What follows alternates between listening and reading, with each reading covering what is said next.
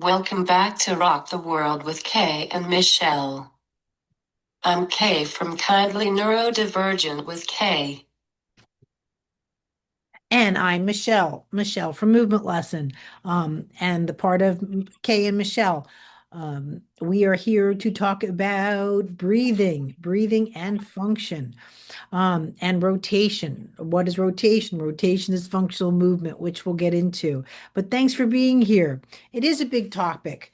The reason it's one of the biggest topics because it's the core of everything I teach. Because if you do not have good first breath, and or the breath is interrupted somehow during the first 3 months of life, or you don't have good rotation, which is how you come out of the womb. It's that combination which is the architecture for development.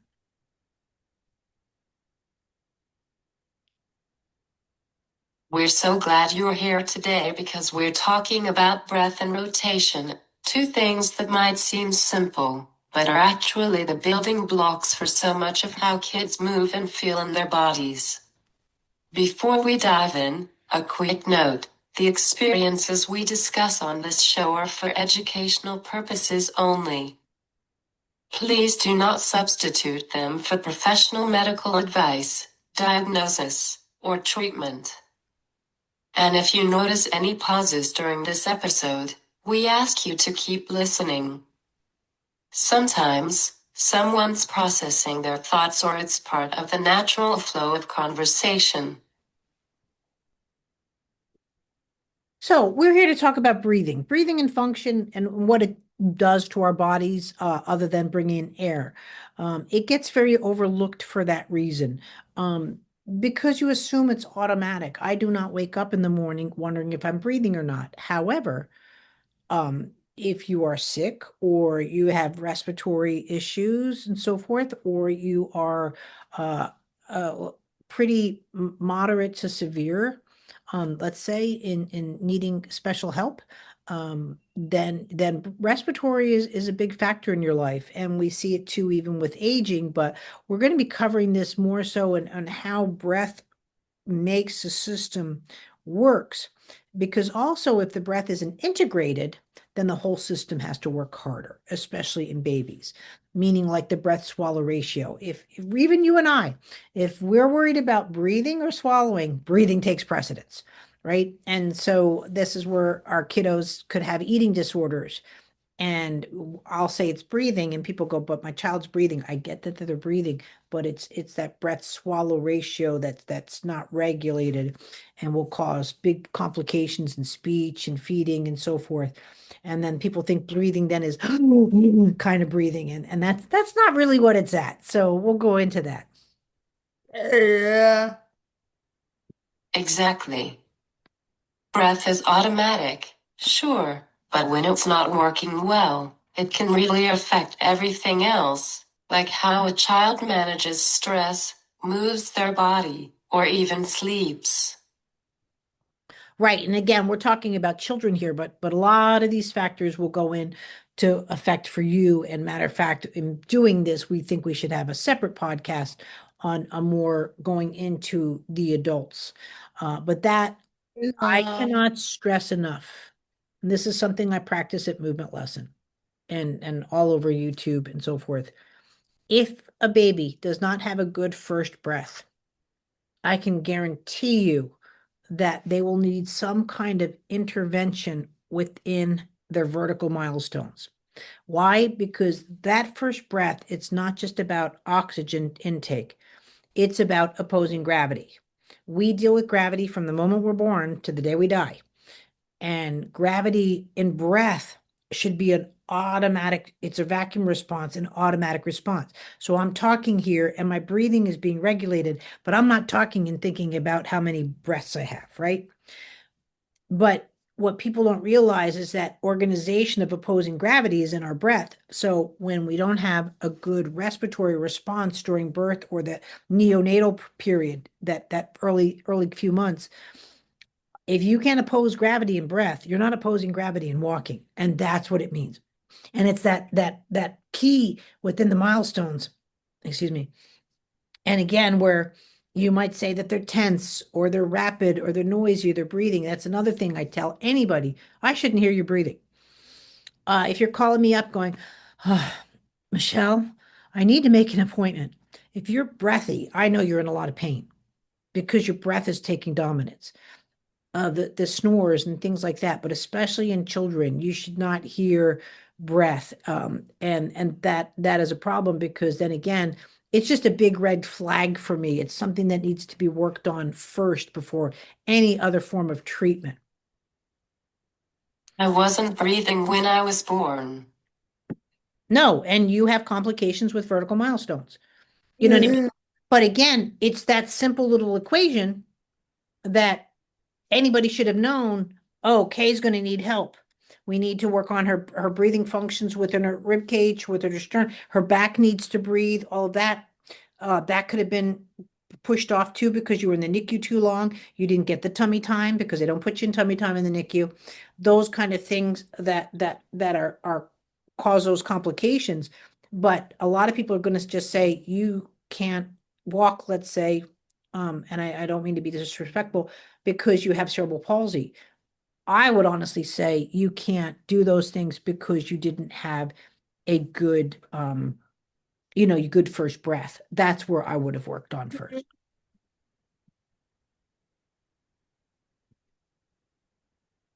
Let's start with breath. Babies are basically born with this primal pattern of breathing, but it takes time for that breath to become functional, meaningful, rhythmic, and supporting movement.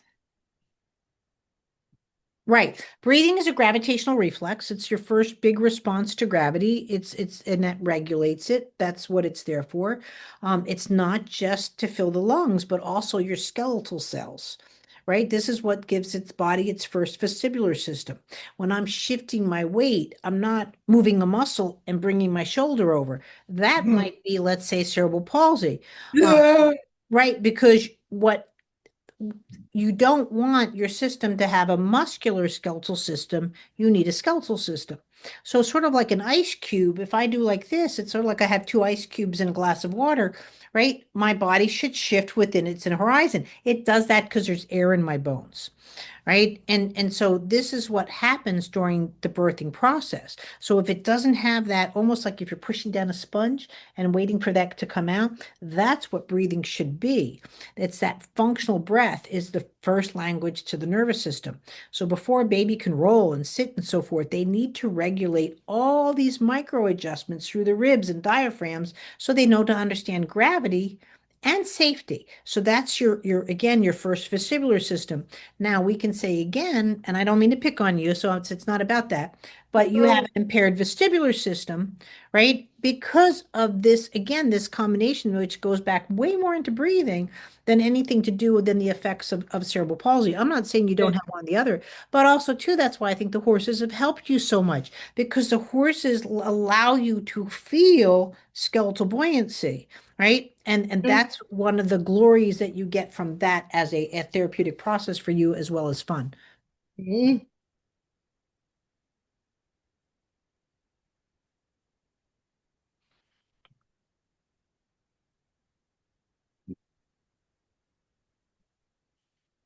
As long as I am breathing. Right? Yeah, as long as you're breathing. But as that's another thing too, you shouldn't have to think that way. Nobody wakes up and go, "Oh, good, I'm breathing today." But if you are, I'm telling you right now, you're not running a company, right? If breathing now becomes your primary objective, everything goes away. You can't learn, you can't function. Your brain is on, I need to survive. And I need to survive is not a way to be living at that moment. And that's also where the breathing comes into play.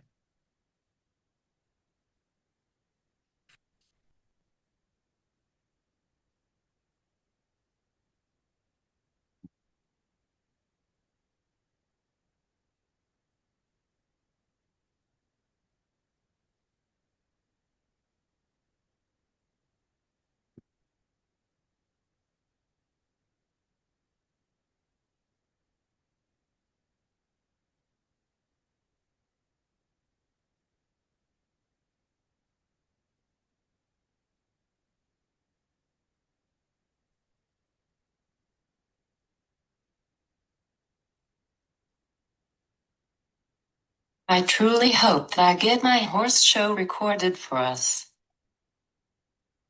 Oh, I'm sure you will. And when you watch a baby breathe, you'll notice their ribs expanding and contracting. This isn't just about oxygen.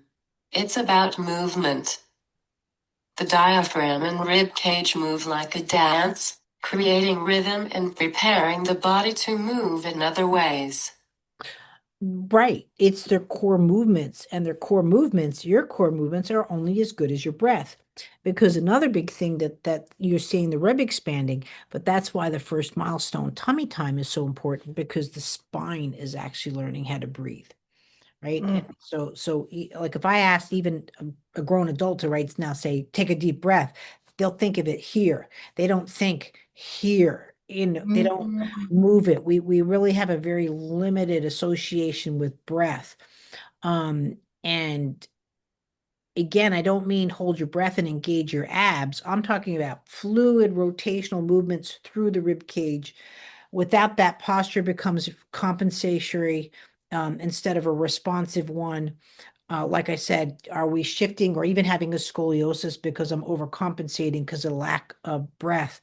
And so when breathing's a problem, the body will close or choose the breathing over every function. So if I'm talking to you and I'm debating talking and breathing, I can't talk. And that's where, again, you might see speech, feeding, and all that being very limited. And it gets confusing because people think, oh, my child's breathing. They're at 98 pulse ox. We're talking about this is what Kay and I are trying to talk about. It's the quality. Are you seeing the ribs expand? Can the ribs cross midline in breathing? Can they cross a rotational midline in breathing? This is where it all comes into play. But you shouldn't just see, again, a reactive. That's not breathing. How many types of breath are there? Oh gosh, that's a loaded question. It all depends. Do you have a scoliosis? Do you have a kyphosis? This is where when people ask a random question with me, my brain can go everywhere. Uh, the biggest way you know what a true breath is, though, you should be able to close your mouth and just breathe. Now, with that, you'll feel just the palate of your mouth move. Now, that movement there is your draw of the breath. So this is where, like say, a mouth breather does not have enough power, or someone with dentures, root canals, Keppra, because a Keppra mouth has a very high palate. That's one of the side effects of CP, but it's because of the seizure meds create a gum swelling. They call it Keppra mouth. I'm not saying don't take your seizure meds, please, please, guys. That's not what I'm trying to say, but that makes the palate very hard for that breath, and they become mouth breathers.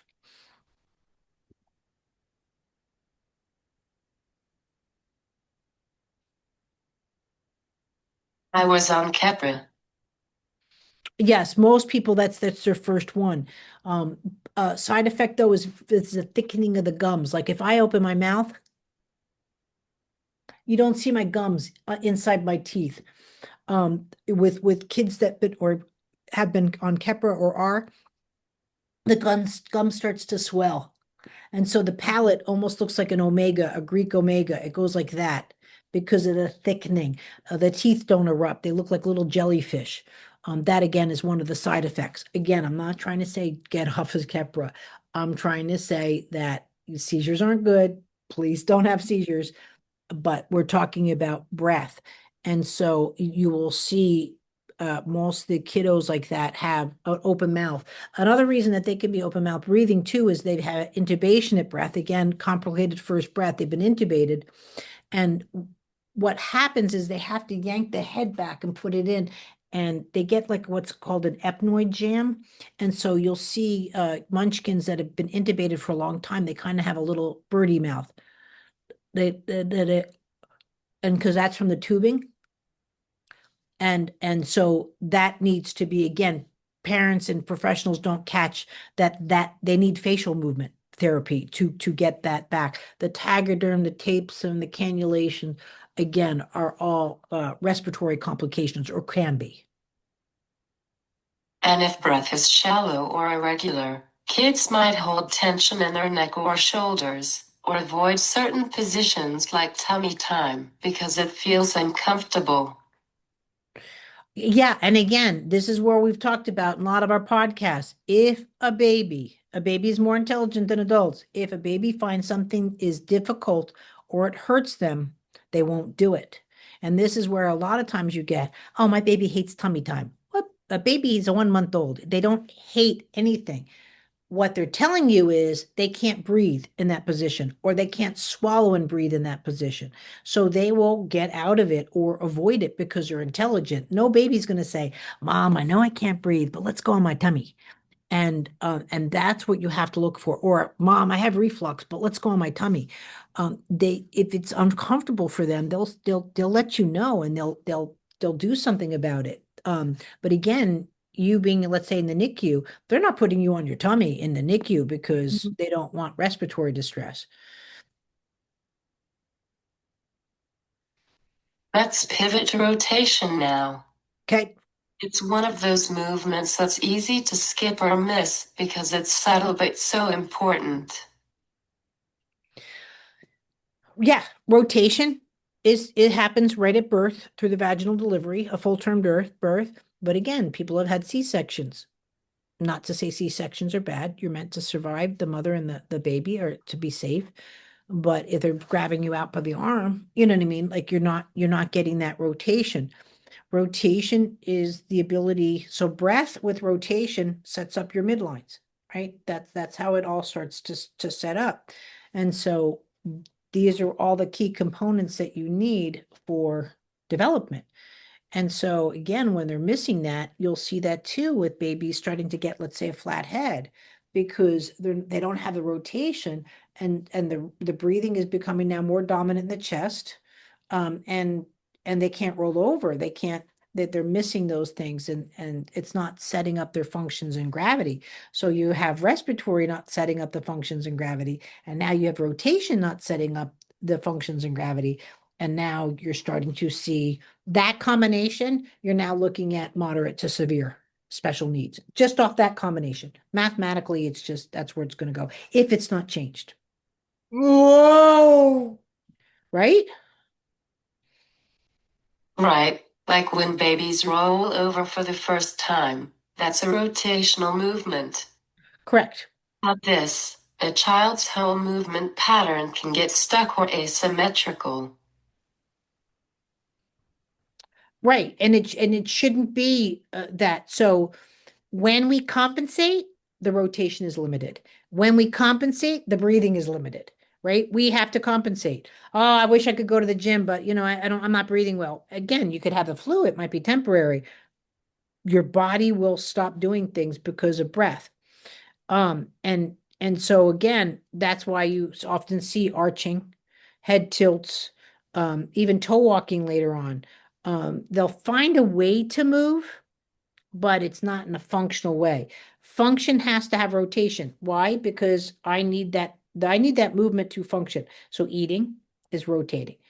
Fixing my hair is again rotation. Dressing, all of that is rotation. And when you don't have rotation, right, there's life skills that you can't do, including rolling over. And it connects back to breath, too. Because the rib cage has to expand on one side and contract on the other, breath literally drives the twisting movement. Right. And breath needs to happen in all directions. Right. So not to jump into older people, but you see that with grandma, right? Oh, Mm.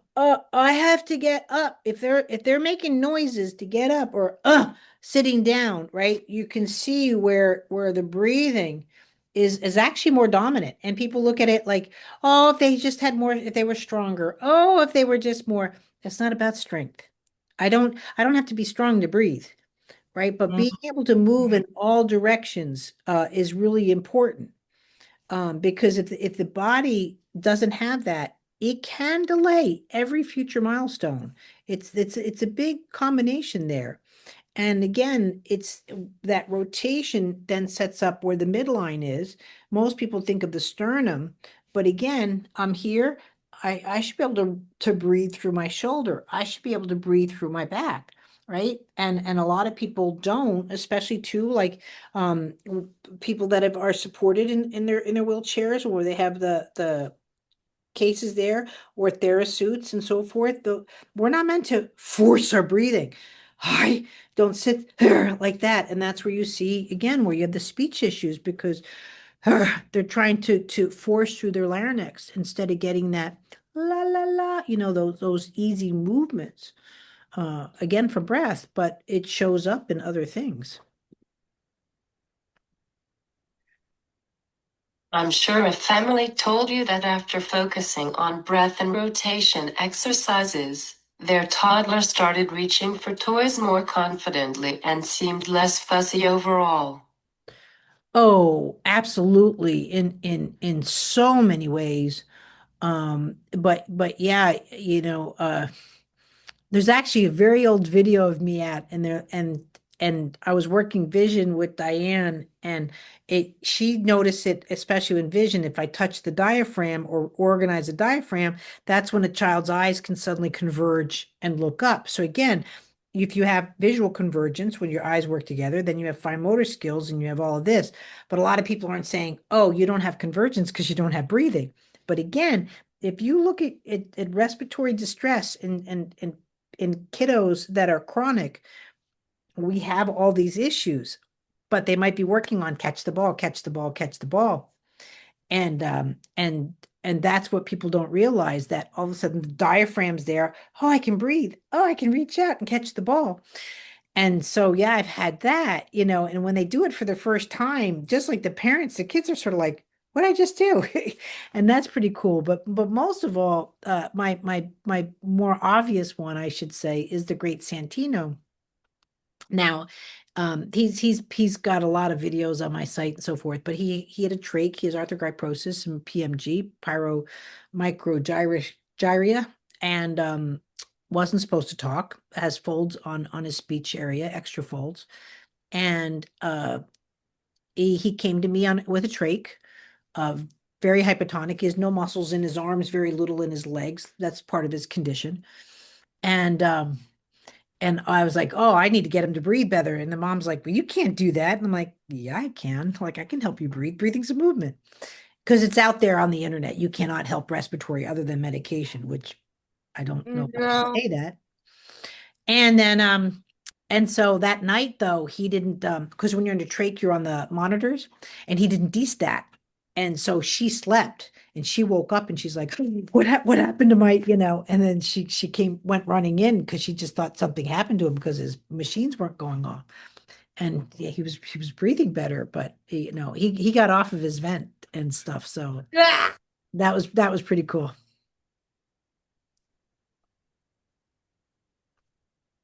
It's amazing how these foundational movements can ripple out into behavior, attention, and even social engagement. Oh yeah, absolutely. And it breathing is not looked at as a sensory in that sense. But if you like say if you're really upset and you're going, oh, wait a minute, I got to catch my breath, because you're upset, you're panicking, and all of a sudden your breathing's not regulated, and you can feel it, and you want to settle down. So that's the first thing people go to, is regulate their breathing. But again, a 6-month-old baby, he's not going, wait a minute, I gotta catch my breath. And so they'll avoid that sensation. They can't, self-soothing doesn't come till like about the age of 2. Like what I do all the time. I'm always fixing my hair because I can't stand hair in my face. Right. Yeah, yeah. I mean, so because it messes with so many sensories, my eyes, my whatever. So, but that's self-soothing. Now, my age, I can take one little hair and do that. But a child, a young child around 2, they take their whole hand and they smush it up. They don't have those fine motor skills. But again, a child with special needs isn't going to self-soothe. They can't itch a tag, they can't itch their back, they can't do anything on their backs for the most part. Again, these are all signs, but most of all, when it affects the breathing, again, it's going to affect um, their attitudes. And we all know if you don't have a good night's sleep, what that does to you. I mean, we don't have to sit there and present those datas.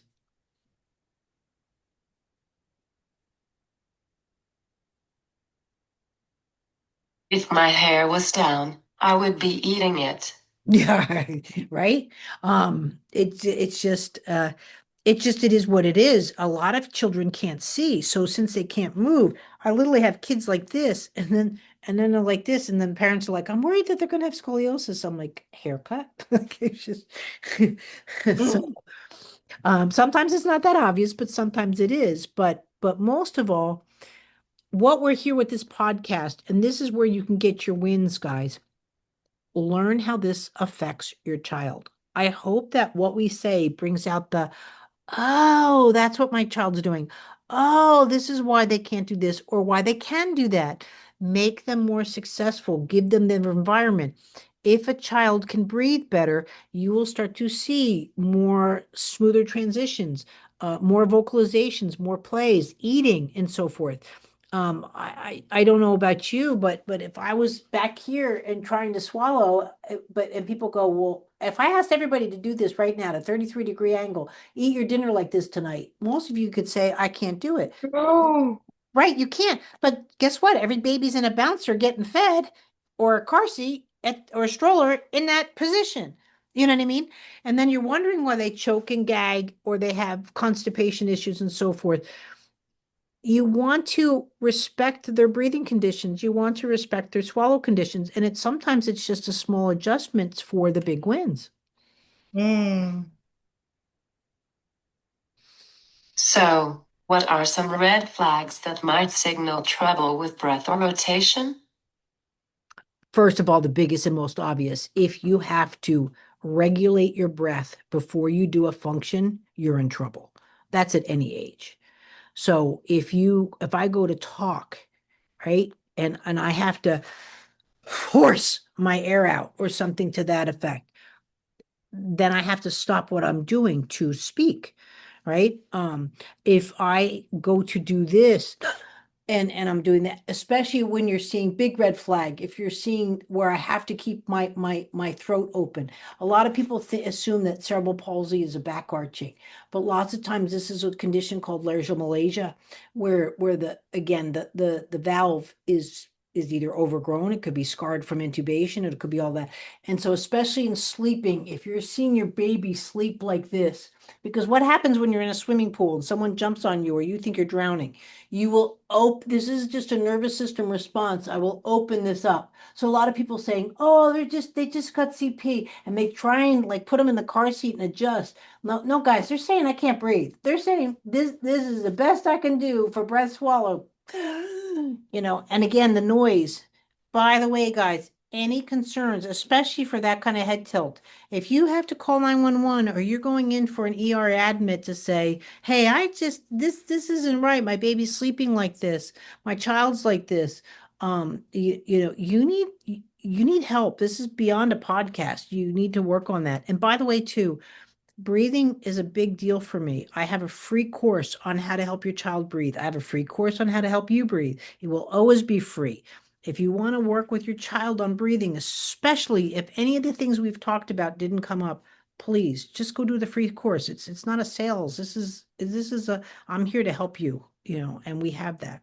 But go to the doctors. Don't mess with your breathing. No. Yeah.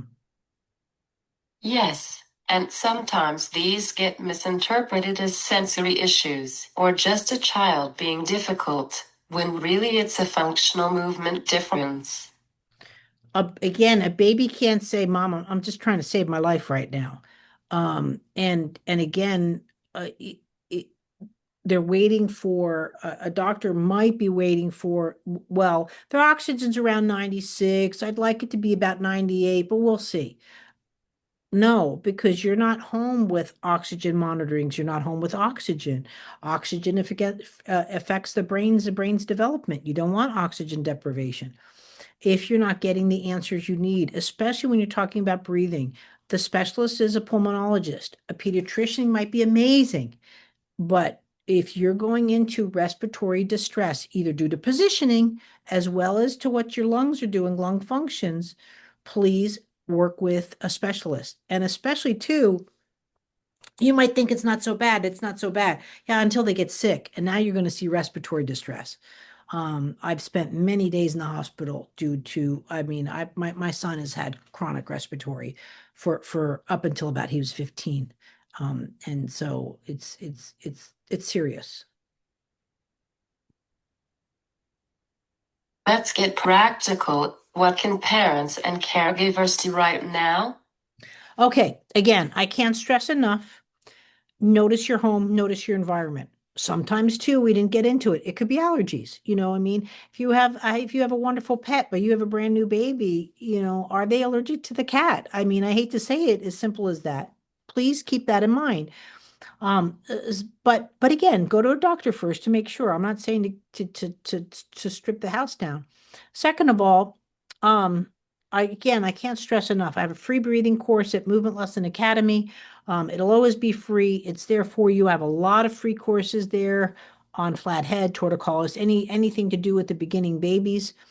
If you are at all concerned, please, again, 911, there's the ER, or go to the doctors. And really keep a video of it, because sometimes too, during the day you don't have respiratory distress. Come 10 o'clock at night, you've got more chronic conditions where they're being, the respiratory usually gets worse through the night than it does during the day. And again, gentle rocking, positioning, but holding your baby, especially if they back arch until you've got that known that if it's laryngomalacia or an ectoid jam or something again that's structurally causing these issues, don't try and put them in a position where they're saying I can't breathe, and start working with it. Now that's chronic, we get it, but again, my goal is to invite movement, not to impose it.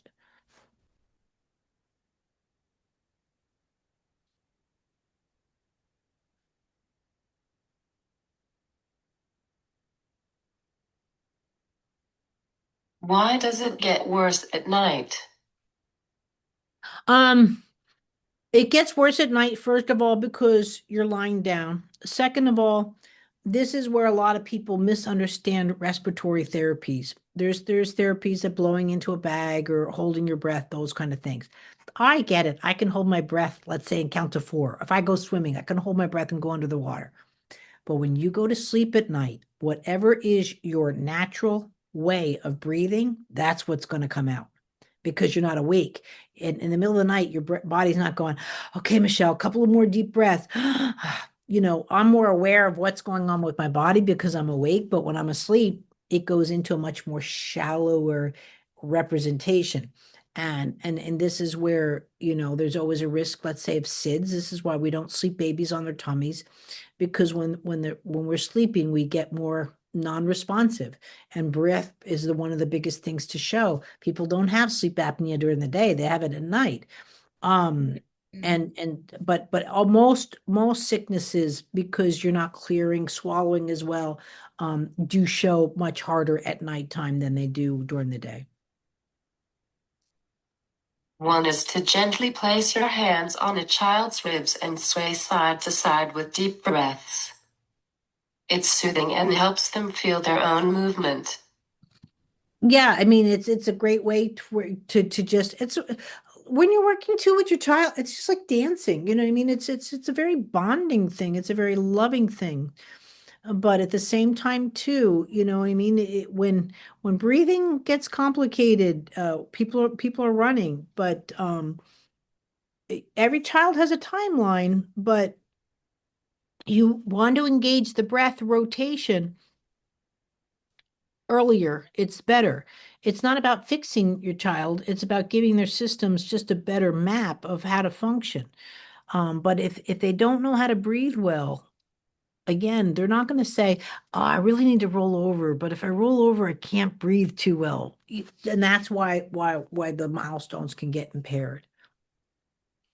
Remember, it's about connection and fun, not forcing movement or breath. Let the child guide you in what feels good. Right. Again, because if they're being pushed into a position or put into a position where they don't breathe well, this is where too, again, some kids like coursing around in the pool and getting dunked and all of that. Other kids are just like, you don't even get near me. And that has a right to be respected. It's not that they're afraid. Their system is not about to be threatened like that. It's just not fun for them. Like getting out the tickle monster. Some people, kids just love it. Or I love roller coasters. Some people, Yeah. roller coasters because you're "Wah!" and you get Yeah. that swaying. It's a wonderful feeling. But with other people, again, if they hold their breath because they're scared, they can't enjoy the roller coaster.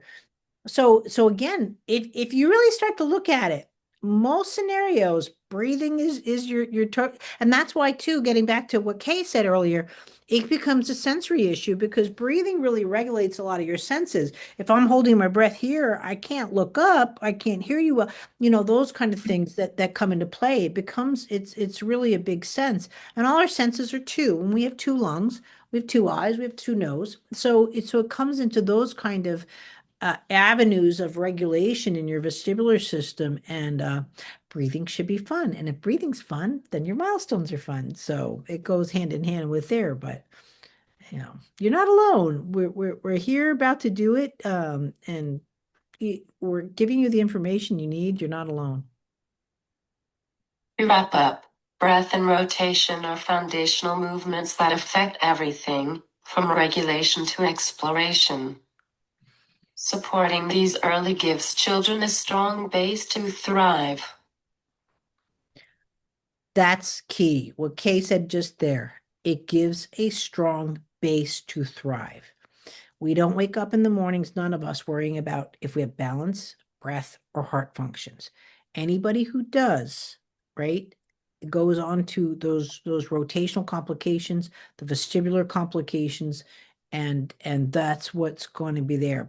But really, we're here to talk about rocking the world, how to change the way we look at movement, how we look at the way we move with or without having special circumstances.